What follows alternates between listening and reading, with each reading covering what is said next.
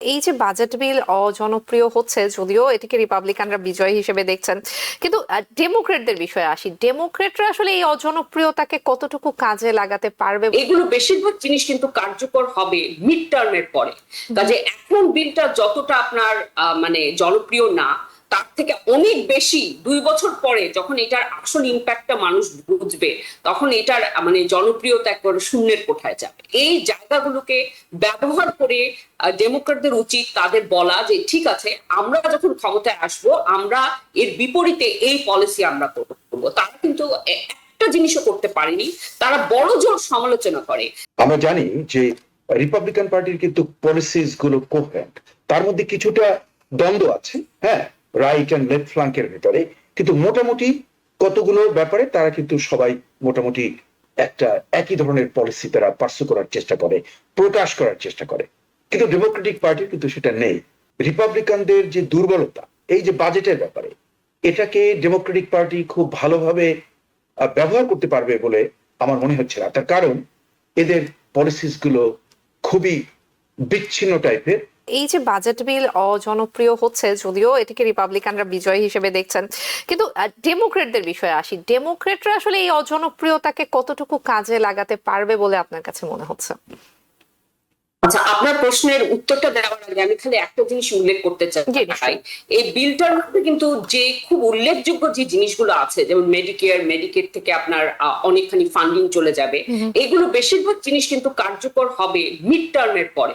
কাজে এখন বিলটা যতটা আপনার মানে জনপ্রিয় না, তার থেকে অনেক বেশি 2 বছর পরে যখন এটার আসল ইম্প্যাক্টটা মানুষ বুঝবে, তখন এটার মানে জনপ্রিয়তা একবারে শূন্যের কোঠায় যাবে। এবার আপনার প্রশ্নে আসি। ডেমোক্রেটিক পার্টি তাদের ভূমিকা হওয়া উচিত যে যখনই যে সিটিং পার্টি থাকে রিপাবলিকান পার্টি, তাদের দুর্বলতাগুলোকে ব্যবহার করা। কিন্তু আমি বলবো ডেমোক্রেটিক পার্টি সম্পূর্ণ ব্যর্থ। তারা এই মুহূর্তে তারা যেমন জোহরান মামদানিকে আপনার পরাস্ত করার জন্য তারা চেষ্টা করছে।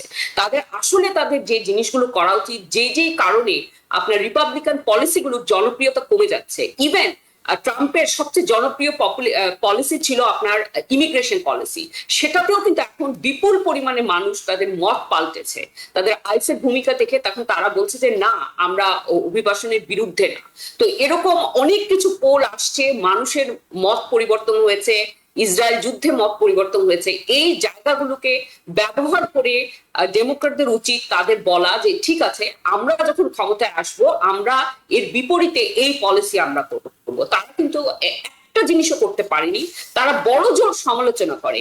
বিগ বিউটিফুলের বিলের নাম পাল্টে দিয়েছে। নাম পাল্টে তো এটা তো একটা স্টান্ট, এটাতে তো কোনো লাভ নাই। অল্টারনেটটা কি হবে সেটা বলতে হবে, সেটা কিন্তু তারা এখন পর্যন্ত করেনি। এবং তারা অনেক কালক্ষেপণ করছে। এবং তার আমার কাছে মনে হয় যে মানে কি বলবো, মানে আমি ডেমোক্রেটিক পার্টি যদি আমি যদি অ্যানালিসিস করি, আমি বলবো যে এই 6 মাসে তাদের আমি কোনো ভালো ভূমিকাই আমি দেখতে পারি। জি, প্রফেসর ডক্টর মেহনাজ মোহাম্মদ একটু যুক্ত করবেন কিনা? ডেমোক্রেটদের আসলে গত 6 মাসের কথা যদি বলি, তাদের রাজনৈতিক বার্তাগুলো কি আসলে আপনার কাছে স্পষ্ট মনে হয়েছে কিনা, কিংবা যথেষ্ট পরিমাণে যে ইতিবাচক একটা রাজনৈতিক এজেন্ডা যে সামনে ধরার কথা সাধারণ মানুষের সামনে, সেটি আসলে তারা কতটুকু ধরতে পেরেছে বলে আপনি মনে করছেন? তারা একদমই পারেনি, কারণ তাদের অনেক নীতিতে তাদের নীতি অতটা ডিফারেন্ট না। এই যে নেতানিয়াহু এতে এসছেন, ডিসিতে এসছেন, হ্যাঁ, এখানে কোরি বুকার যিনি একদম প্রথম সারির ডেমোক্র্যাট, অনেকেই তার নাম জানে, উনি তখন নেতানিয়াহুর সাথে দেখা করতে গেছেন, কিন্তু উনি ফটো আপে যোগদান করতে চাননি। তো তার মানে কি, মানে উনি সমস্ত পলিসিগুলোর পক্ষে আছে, কিন্তু এইটুকু বোধ আছে যে এই পলিসিটা এখন পপুলার না। এখন এইগুলো ওরা যেটা করছে সেটা বেশিরভাগই পিআর স্টান্ট। ওদেরকে সরে এসে ওদেরকে বলতে হবে আচ্ছা, আমরা যখন ক্ষমতায় যাব এভাবে করে আমরা রাশিয়া ইউক্রেন যুদ্ধের আমরা সমাধান করব, আমাদের এই অবস্থান থাকবে ইসরায়েল প্যালেস্টাইনের, আমরা এই বাজেট বিল আমরা উত্থাপন করব যেখানে আমরা মেডিকেয়ারকে আমরা আরো শক্তিশালী করব, আমাদের অভিবাসন নীতি আমাদের কি হবে। কিন্তু এগুলো কোনো কিছুই আমি দেখছি না। এবং আমি তো বলবো যে রাজনৈতিকভাবে তাদের ভূমিকা মানে আমার কাছে আর কি খুবই কি বলবো, মানে খুবই শোচনীয় এবং খুবই দুঃখজনক বলে মনে হচ্ছে। কারণ মানুষের তারা যে রিপাবলিকানদেরকে ভোট দিবে না, তারা কিসের জন্য অন্য পার্টিকে ভোট দিবে, সেই জিনিসটা ওদেরকে মানে এটা অর্জন করতে হবে, সেইটা তারা একদমই অর্জন করতে পারে। জি, প্রফেসর ডক্টর মোস্তফা সরওয়ার। হ্যাঁ, আমি ডক্টর মেহনাজ মোমেনের যে অ্যানালিসিসে আমি সহমত পালন মানে জানাচ্ছি।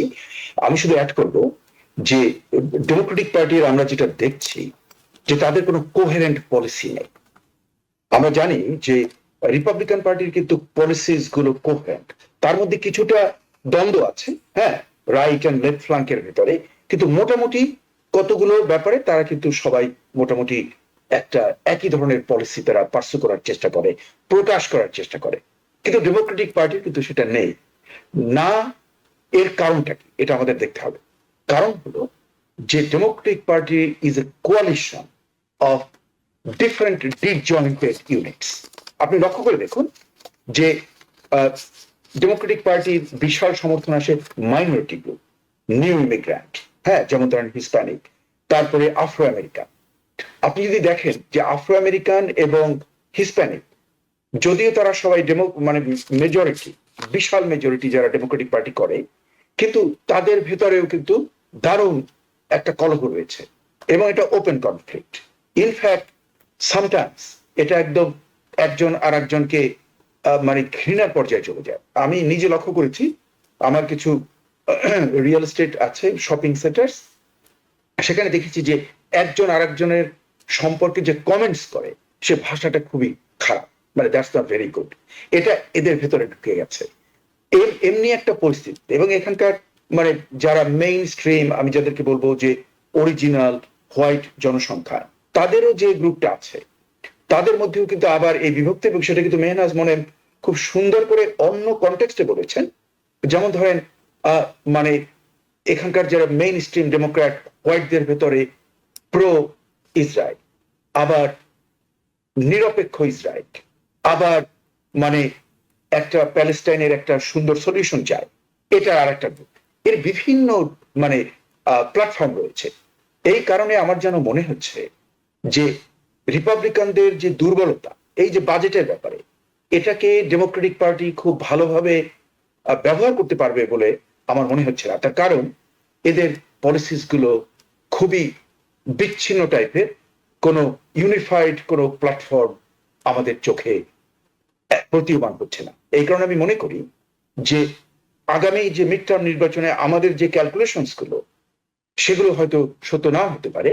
হয়তো ইমিগ্রেশন পলিসিতে কোনো নতুন কোনো এলিমেন্ট এনে ডোনাল্ড ট্রাম্প আবার সবাইকে মানে রিপাবলিকান এবং কিছু ইন্ডিপেন্ডেন্টকে ইউনিফাই করে সে হয়তো রেজাল্টটাকে কিছুটা চেঞ্জ করে সক্ষম হতে পারে। এর সম্ভাবনা কিন্তু উড়িয়ে দেওয়া যাবে, এটাই আমার মনে হচ্ছে। নিউ ইয়র্ক থেকে সম্প্রচারিত TVN 24 টেলিভিশন, বিশ্বজুড়ে বাঙালির কণ্ঠস্বর।